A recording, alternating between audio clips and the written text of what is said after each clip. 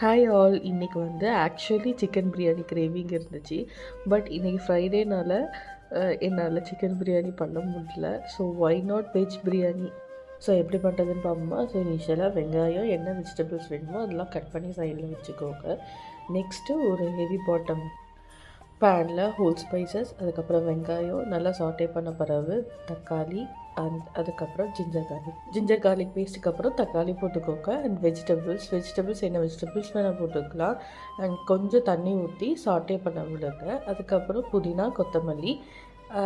After that இந்த ஸ்டேஜில் வந்து கொஞ்சம் தயிர் போட்டுக்கலாம். நான் போடல, சின்ஸ் நான் வந்து தக்காளி நிறைய போட்டனால போடல. அப்புறம் மிளகாத்தூள் போட்டுட்டு 1 கப் அரிசிக்கு 2 கப் தண்ணின்ற அளவுக்கு நீங்கள் வந்து குக் பண்ணி எடுத்துடலாம். இது பெஸ்ட்டு சைட் டிஷ் வந்து பொட்டேட்டோ ஃப்ரை. லைட்டாக பெப்பர் போட்டு நான் பண்ணினேன்.